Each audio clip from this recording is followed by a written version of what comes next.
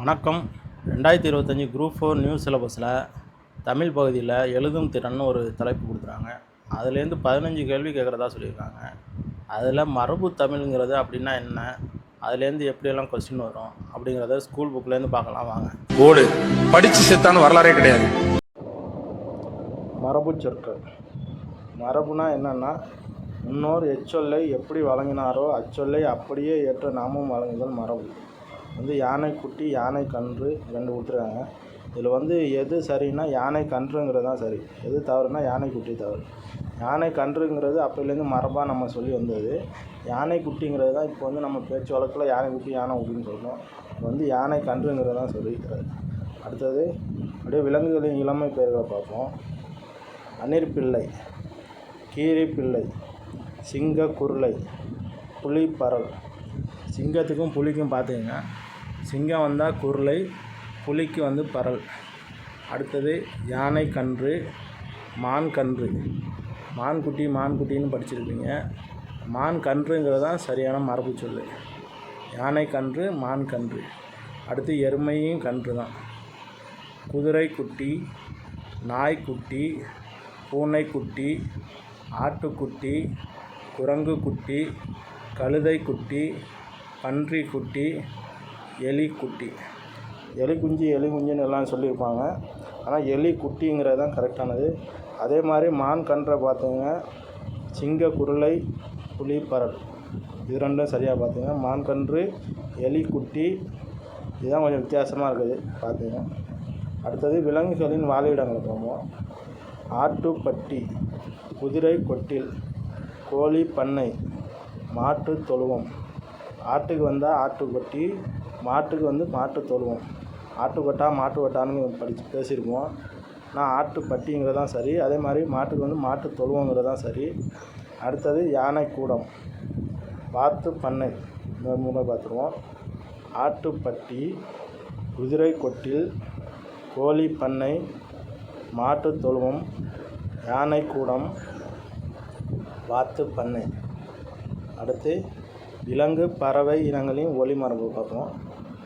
ஆந்தை அலறும், கழுதை கத்தும், காக்கை கரையும், கிளி கொஞ்சம் பேசும். கிளிக்கு ரெண்டுமே வரும், கிளி கொஞ்சம் பேசும். அதே மாதிரி அடுத்தது குதிரை கனைக்கும், குயில் கூவும், கோழி கொக்கரிக்கும். கோழி கொக்கரிக்குன்னா அப்போ சேவல் கூவும். கோழி கொக்கரிக்கும், சேவல் கூவும், அதை சரியாக பார்த்துங்க. சிங்கம் முழங்கும், நரி ஊளையிடும், புலி உருமும். புலி உருமும், சிங்கம் முழங்கும், அது சரியாக பார்த்துங்க. அடுத்தது மயில் அகவும், யானை பிளிரும். இன்னொரு முறை பார்த்துக்கலாம். ஆந்தை அலறும், கழுதை கத்தும், காக்கை கரையும், கிளி கொஞ்சம் பேசும், குதிரை கனைக்கும், குயில் கூவும், கோழி கொக்கரிக்கும், சிங்கம் முழங்கும், நரி ஊளையிடும், புலி உருமும், மயில் அகவும், யானை பிளிரும். அடுத்தது தாவர உறுப்பு பெயர்கள். ஈச்ச ஓலை, சோளத்தட்டை, மாவிலை, வேப்பந்தலை. மா இலை, வேப்பந்தலை, ரெண்டு வித்தியாசம் பார்த்துங்க. அடுத்தது தாழை மடல், தென்னை ஓலை, மூங்கில் இலை, கமுகு கூந்தல். கமுகு கூந்தல்னால் வேறு ஒன்றும் இல்லை, பாக்கு மரம் தான். பாக்கு மரத்துக்கு கமுகு கூந்தல். பாக்கு மரம் அந்த இலை இருக்குல்ல, அது கமுகு கூந்தல். அதே மாதிரி பனை ஓலை, பலா இலை, வாழை இலை, நெல்லு தாள், நெற்றால். இல்லை நல்லா பார்த்துங்க. மா, பலா, வாழை, முக்கனி, அதுக்கு மூணுக்குமே இலை தான் வரும். அதே மாதிரி தென்னையோலை, பனையோலை அதுவும் வரும், அது கரெக்டாக பார்த்துங்க. அதே மாதிரி மூங்கிலுக்கு இலை தான் வரும். ஆனால் இந்த முக்கணிக்கு கண்டிப்பாக இலை தான். மா, பலா, வாழை மூணுக்குமே முக்கணிக்குமே இலை தான் வரும். அதே நேரத்தில் வேப்பன் தலை வரும், அதை கரெக்டாக பார்த்துங்க. ஈச்ச ஓலை, பனை ஓலை. ஈச்ச ஓலை, பனை ஓலை. அதே நேரத்தில் கமுகுக்கு கூந்தல் தான் வரும், அதை கரெக்டாக பார்த்துங்க. தென்னை, ஈச்சம், பனை எல்லாமே ஓலை. அதே நேரத்தில் வித்தியாசமாக வர்றது கமுகு கூந்தல். தாழை மடல், அதையும் சரியாக பார்த்துங்க. அடுத்தது காய்களின் இளநிலை. அவரை பிஞ்சி, தென்னங்குரும்பை, மாவடு, வாழை கச்சல். சில பேர் வாழை பிஞ்சுன்னு சொல்லுவாங்க. வாழை கச்சல்ங்கிறது தான் சரியான வார்த்தை. அதே மாதிரி அடுத்தது முருங்கை பிஞ்சு, வெள்ளரி பிஞ்சு. இன்னொரு முறை பார்த்துருவோம். அவரை பிஞ்சு, தென்னங்குரும்பை, மாவடு, வாழை கச்சல், முருங்கை பிஞ்சு, வெள்ளரி பிஞ்சு. அடுத்தது செடி கொடி மரங்களின் தொகுப்பிடம் பார்த்துருவோம். ஆலங்காடு. அதே மாதிரி வேலங்காடு தான் வரும். வேலம்னு வந்தாலும் வேலங்காடு தான் வரும். கம்மங்கொல்லை, பனந்தோப்பு, சவுக்குத்தோப்பு, சோளக்கொல்லை, பலாத்தோப்பு, தென்னந்தோப்பு, தேயிலை தோட்டம், பூந்தோட்டம். இதில் கம்மங்கொல்லை, சோளக்கொல்லை. அதே மாதிரி ஆலங்காடு, வேலங்காடு. அதே மாதிரி இந்த தோப்பு தோட்டம்லாம் எங்கே வரும்னு பார்த்தீங்கன்னா, தோப்பு தோட்டம் எதுக்கு தோப்பு வரும், எதுக்கு தோட்டம் வரும்னா, நீண்ட நாள் பயன்தரது எல்லாத்துக்குமே தோப்பு வரும். குறைஞ்ச நாள் பயன்தர எல்லாத்துக்குமே தோட்டம் வரும். தோட்டத்தில் செடி கொடியில் குறைஞ்ச நாள் பயன்தரது எல்லாம் தோட்டம் வரும். நீண்ட நாளாக பயன்தரது எல்லாமே தோப்புன்னு வரும். நார்மலாக பார்த்துக்குவோம். ஆலங்காடு, கம்மங்கொல்லை, பனந்தோப்பு, சவுக்குத்தோப்பு, சோளக்கொல்லை, பலாத்தோப்பு, தென்னந்தோப்பு, தேயிலை தோட்டம், பூந்தோட்டம்.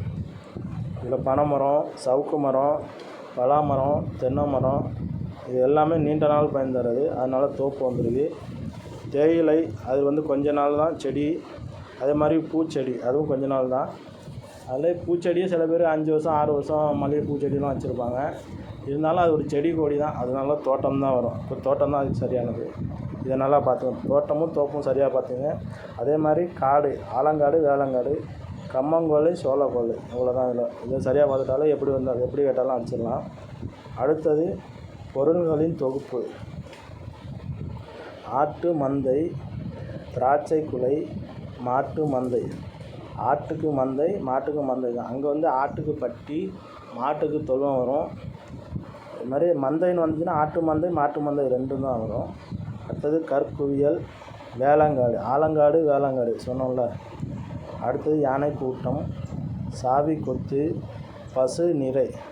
பசுக்கு நிறை தான் வரும். ஆணிரை கவர்தல்னு படிச்சிருப்போம். அதே மாதிரி பசு நிறை தான் வரும். மாட்டு மந்தை, பசுக்கு நிறை தான் வரும். அடுத்தது வைக்கற்பூ. இன்னொரு முறை பார்த்துக்கலாம். ஆட்டு மந்தை, திராட்சை குலை, மாட்டு மந்தை, கற்குவியல், வேலங்காடு, யானை கூட்டம், சாவி கொத்து, பசு நிறை, வைக்கோற்பூ. அடுத்தது பொருளுக்கேற்ற வினை மரபு. சோறு உண். சோறு தான் உண்ணுன்னு வரும். அதே இடத்துல அப்பம்னு வந்தாக்கா தின்னுன்னு தான் வரும். சோறு மட்டும்தான் உண்ணுன்னு வரும். அடுத்தது பழம் தின், கோலம் இடு, தீ மூட்டு, நீர் குடி, பாட்டு பாடு, தயிர் கடை, படம் வரை, பால் பருகு. பால் பருகு, நீர் குடி. அது நல்லா பார்த்துங்க. கவிதை இயற்று. கவிதை எழுதுலாம் வராது. கவிதை இயற்று தான் சரியான மரபு சொல்லு. அதே மாதிரி விளக்கை ஏற்று. இந்த விளக்கை ஏற்றுங்கிறது தான் சரி. இங்கே தீன்னு வரப்போ தீ மூட்டு, விளக்கை ஏற்று. அடுத்து கூரை வேய். இன்னொரு தடவை பார்த்துக்கலாம். சோறு உண், பழம் தின், கோலம் இடு, தீ மூட்டு, நீர் குடி, பாட்டு பாடு, தயிர் கடை, படம் வரை, பால் பருகு, கவிதை இயற்று, விளக்கை ஏற்று, கூரை வேய். அடுத்து பயிற்சியில் உள்ள வினாக்களை பார்த்துக்கலாம். பொருத்தமான மரபு சொல்லை தேர்ந்தெடுத்து எழுதுக. குமரன் பழம் தின்றான் தான் வரும். உண்டான் வராது. உண்டான் வந்தால் சோறு உண்டான் தான் வரும். பழம் தின்றான் தான் கரெக்டு.